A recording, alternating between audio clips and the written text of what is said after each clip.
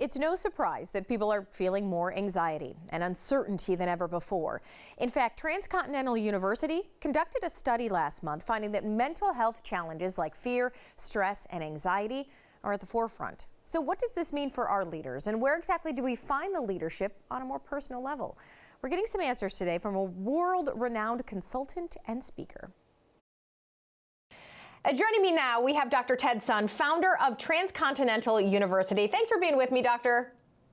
Thank you. It's an honor to be here.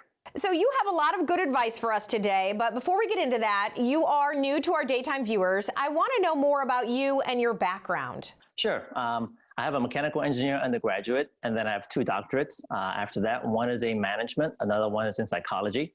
And I've been running educational programs in the corporate environment as well as for various universities in different parts of the world.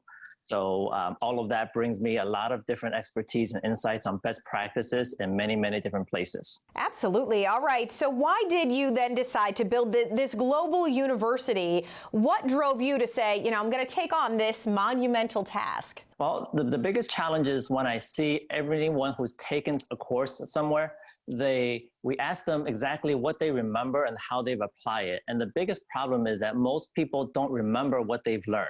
So in looking at this challenge, I decided that, you know, in order to fix a lot of the systemic issues around higher education, a new university needs to be created.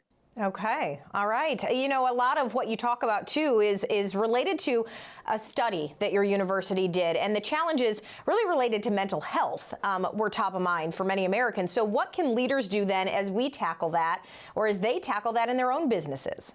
The first thing that leaders can do is look at your own emotions. Whenever you get into a situation, sit back and see, what am I feeling currently? And how is that driving my thinking process? Okay. When it comes to organizations, leaders can take weekly meetings that allow people to share their emotions. All right. So, you know, we can sit around a conference room or even in a Zoom call and say, okay, what are you feeling currently? And let every single person share their emotions so that the emotions gets to flow. And then once we do that, get people to have a sense of gratitude, appreciate what they currently have.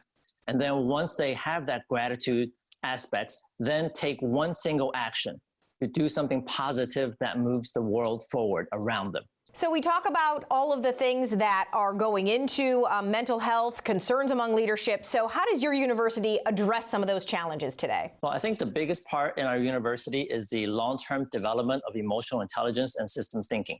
We've designed this into our programs in such a way that people get to develop different dimensions of emotional intelligence through a whole year span of an executive MBA or even in a PhD program, which is longer. So with every single course, a little part of emotional intelligence is taught, and then the students are applying it within their own workplace. So you've given us a lot to think about, but what would you say, as somebody out there, what would be the biggest differences in your university compared to others out there? Well, I think the biggest difference is that when you go through any of our graduate programs, you will solve real-world problems while in the program. So you're not just learning it theoretically. We don't do generic case studies that look at some fictitious thing happening from somewhere else in a different part of the world. We actually get people to go out and find the real world problems, and we apply the content to solve it. So for example, in the executive MBA, we guarantee that you will solve at least 8 of your problems within your organizations during the program so that it's concrete. And more importantly, when you're done with the program, you will remember those experiences, you will remember the knowledge and not forget it. Right? So for companies, it becomes a huge asset to be able to have people solve the problems and not just have that MBA piece of paper walking around saying, hey, I got my MBA, and there we go. All right, Dr. Sun, the most important question then, how can people enroll?